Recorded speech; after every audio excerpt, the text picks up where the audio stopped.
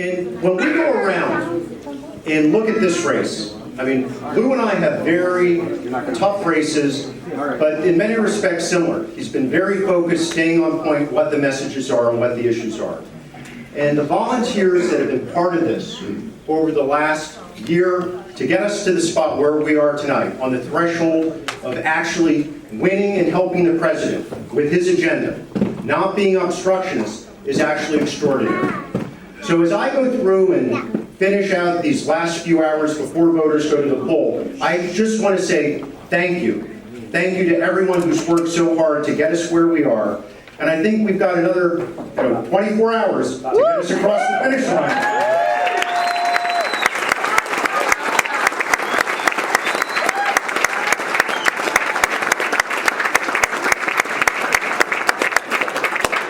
I know family is very important to Lou, as it is to me. My wife and son are here tonight. And a campaign, as somebody who's never run before, taxes you.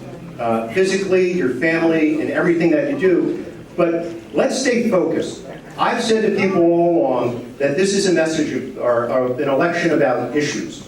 And going through, we have to make sure that the voters in northeastern Pennsylvania really understand who's going to represent them in Washington, and do they have the values? So I've summarized the election by saying, if you want higher taxes, more job-killing regulations, unaffordable health care, and you're a fan of sanctuary cities and open borders, you're not going to vote for me. So, and that has resonated with people. So look, let's stay fired up. We've got another day to get out there and work. And I called in today to the Frank Andrews show, and you did a terrific job. I was listening.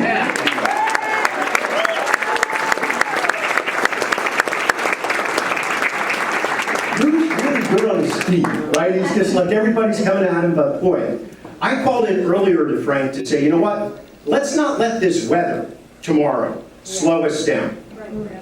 A little bit of rain shouldn't stop us as Americans, regardless of party, to go out and exercise one of the most important rights we have. I had gone last night.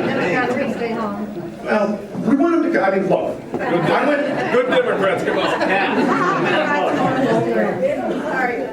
I went to a very touching veterans event in Shavertown last night, and there were close to 250 people there celebrating the death of Michael Cleary. But the thing that was just staggering, the age range was, there was a 98-year-old veteran from World War II and a 17-year-old Marine. 81 years of difference. And I thought to myself driving, wow, if you think about the sacrifice that so many people have made for this country to put their lives on the line, and we don't want to go out and exercise that right to vote, shame on us. So that's where we have to get out there, we have to vote, we have to elect Lou Barletta as our next senator. Pennsylvania has surprised people in the past, like 2016. And you know what? I think we have another one in store come tomorrow night.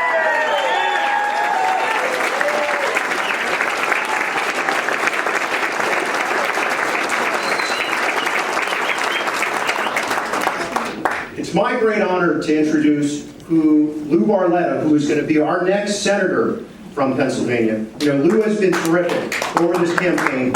You know, mentoring, I call, send text, and Lou, thank you. I mean, you've been a true gentleman, mentor, and I can only hope to serve this area the way you did.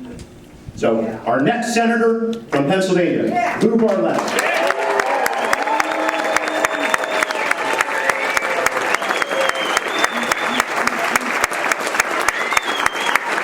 Thank you.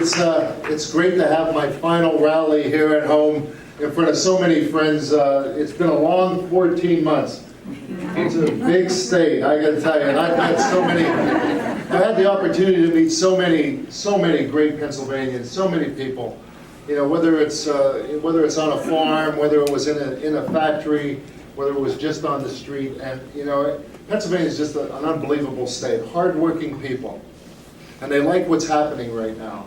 They like what's happening. I like the fact that this economy is doing. I mean, I heard, no matter where I went in Pennsylvania, the biggest problem is we need more workers. We need more workers because the economy is going so well. And we finally have a president that's sticking up and keeping his promises that he made and promises that he's keeping, that he was going to put Americans first. And that's really what this is all about. But you know, I was in, can't tell you how many interviews I've done over the 14 months, but the last one, I remember I was in Harrisburg, actually. I was doing the Ken Matthews interview, and he said, "Why do you look so relaxed?" He said, you should be nervous now. It's a couple days before the campaign. You've been campaigning for so long. Why are you so relaxed? And I told him I spent a lot of time on this bus. And as we were traveling, I was thinking, how lucky am I? How lucky am I to be able to travel around Pennsylvania and to talk about all the good things that are happening again. Talk about the fact that unemployment's so low. You know, talk about the fact that black unemployment's at an all-time low, Hispanic unemployment's at an all-time low, and Americans with disabilities, unemployment is at an all-time low. Americans with no diploma, unemployment is at an all-time low. 4 million Americans are no longer on food stamps. That's an unbelievable fact. Actually, more jobs than people who are unemployed. And I'm lucky because I get to say, this is what I want to do. I want to keep that. I want to keep that going. And I said, you know, it must really stink to be Bob Casey.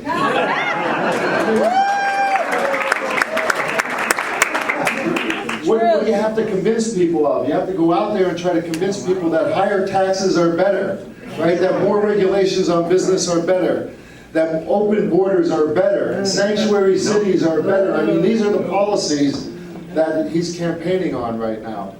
And one thing I could tell you that I was really ashamed that we even had to go there. I think fear-mongering has no place in politics any longer.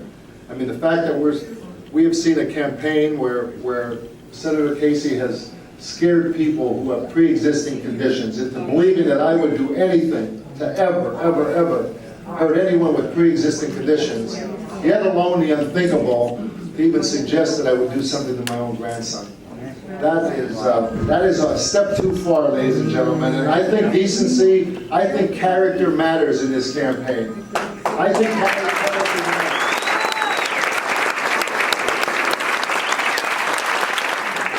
So the contrast between the two, you know, couldn't be any greater. Obviously, many of you know, I stood up before anywhere else in America because I saw the problem of illegal immigration and how it was affecting our people at home, how it affected our hospitals, how it affected our taxpayers, how it affected our schools.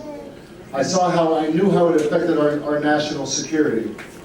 And I stood there when no one else in this country was willing to do that. And I never wavered because I was fighting for the people in Hazelton. I was fighting for my town. Opposite, the contrast is Senator Casey supports sanctuary cities.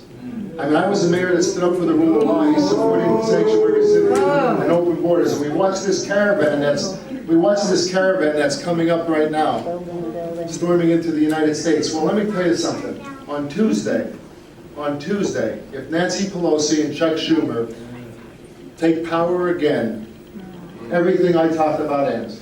The great economy ends. We'll have open borders. All of this starts all over again. We'll have constant chaos back in Washington. This election is so important because it's an election about two different visions for our country. We can either go forward and continue on the path we're on, or we can stop and go backwards. We can have constant chaos. We can have open borders. We can have sanctuary cities. We can have higher taxes, more regulations. Under the Obama administration, 13 million Americans went on food stamps. 13 million. Under this president, 4 million have come off. Yes. Woo!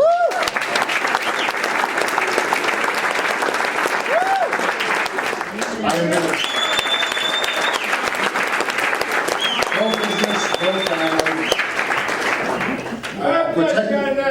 I'll protect the Second Amendment. I'll protect the Second Amendment. Because here in Pennsylvania, that means a lot. That means a lot to a lot of people here. I'll make sure that in Washington that we continue that you are innocent until proven guilty, not the other way around. And we're going to show Everybody show respect for law enforcement again. The men and women that put their lives on the line. And we will only kneel when we pray, and we're going to stand for the flag.